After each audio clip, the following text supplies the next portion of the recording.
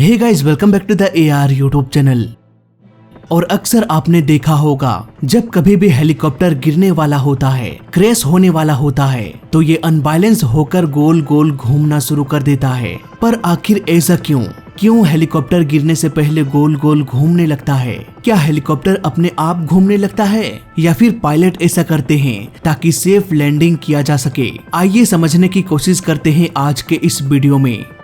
दोस्तों, वीडियो के शुरुआत में ही मैं ये कहना चाहता हूँ कि हेलीकॉप्टर नेचुरली उड़ने वाली चीज बिल्कुल भी नहीं है, बल्कि इसमें ढेर सारे फिजिक्स अप्लाई करके जबरदस्ती इसे उड़ाया जाता है। अब मैं ऐसा क्यों कह रहा हूँ, जल्द ही आपको समझ में आ जाएगा।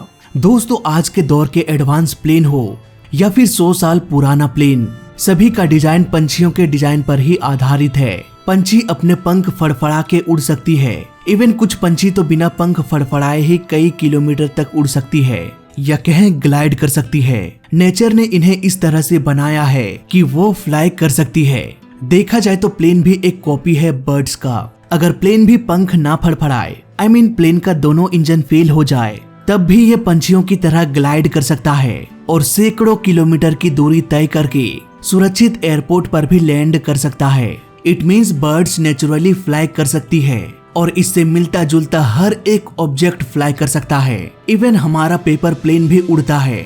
बस फर्क इतना है कि पेपर के प्लेन में हम एक बार फोर्स लगाकर फेंक देते हैं, जबकि रियल के प्लेन में लगातार इंजन फोर्स लगाता रहता है। इसलिए तो पेपर का प्लेन कुछ दूर जाकर गिर जाता है, जबकि रियल का प्लेन लगातार उड़ता रहता है। चलो एक बार हम शुरुआती दौर के प्लेन्स की भी कल्पना कर लेते हैं, जब राइट ब्रदर्स के पास प्लेन को उड़ाने के लिए कोई भी इंजन नहीं था। उस समय भी दोनों भाई रस्सी से बांधकर अपने प्लेन के डिजाइन को उड़ाने की कोशिश करते थे।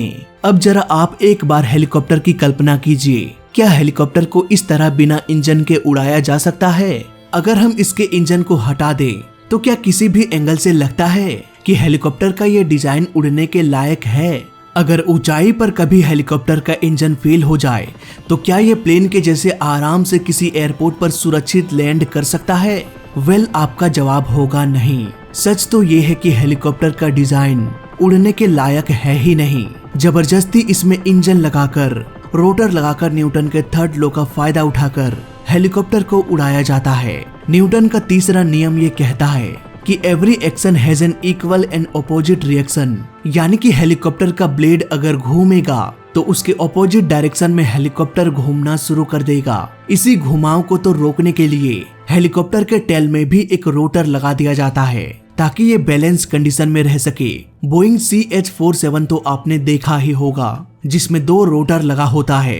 एक रोटर क्लॉकवाइज में घूमता है तो दूसरा उल्टे डायरेक्शन में, यानी कि एंटी क्लॉकवाइज डायरेक्शन में घूमता है।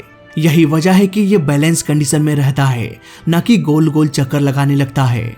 साफ साफ कहें तो हेलीकॉप्टर को इंजन की मदद से उड़ाया जाता है। इसका डिजाइन उड़ने के काबिल नहीं है, इसीलिए हेलीकॉप्टर को उड़ाने के लिए लगातार पायलट्स को कंट्रोल करना पड़ता है, जबकि प्लेन को कंट्रोल करना उतना मुश्किल काम नहीं है। और ज्यादातर हेलीकॉप्टर्स में ऑटो पायलट सिस्टम भी नहीं होता, इसलिए हेलीकॉप्टर उड़ाने के दौरान पायलट्स को थोड़ा सा भी आराम नहीं मिल पाता।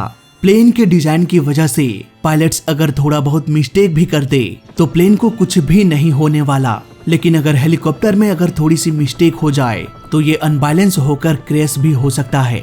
अभी कुछ देर पहले ही हमने डिस्कस किया कि जैसे ही हेलीकॉप्टर का मेन रोटर ब्लेड घूमता है, हेलीकॉप्टर अपोजिट डायरेक्शन में घूमना शुरू कर देता है। इसलिए टेल में भी एक रोटर लगा होता है। पायलट लगातार दोनों रोटर को बैलेंस करके चलता है। अगर एक छोटी सी भी गलती हो जाए तो हेलीकॉप्टर का ये बैलेंस बिगड़ जाएगा, और जैसे ही बैलेंस बिगड़ेगा, न्यूटन के तीसरे नियम के अनुसार हेलीकॉप्टर गोल गोल घूमना शुरू कर देगा। इसके अंदर बैठा पायलट भी बुरी तरीके से घूमने लगेगा। ऐसे में इंसान को चक्कर भी लगने लगता है। जब कभी भी हेलीकॉप्टर में ऐसा कंडीशन क्रिएट हो जाता है तो उसे बचा पाना थोड़ा सा मुश्किल हो जाता है। ऐसे हालात में पायलट को दोनों रोटर ब्लेड्स के RPM को एक निश्चित पॉइंट पर रखना पड़ेगा ताकि वो बैलेंस हो सके। तो अब आपको समझ में आ गया होगा कि क्यों क्रैश से पहले हेलीकॉप्टर गोल गोल घूमने लगता है। तो फिलहाल इस वीडियो में अभी तक के लिए बस इतना ही। वीडियो अच्छा लगा तो लाइक कर देना, बुरा लगा तो डिसलाइक कर देना और दोनों ही केस में चैनल को सब्सक्राइब कर देना, क्योंकि इस चैनल में सीखने के लिए बहुत कुछ है। तो मैं मिलता हूँ आपसे अगली वीडियो में, तब तक के लिए देखते रहिए और सीखते रहिए। जय हिंद, वंदे मातरम।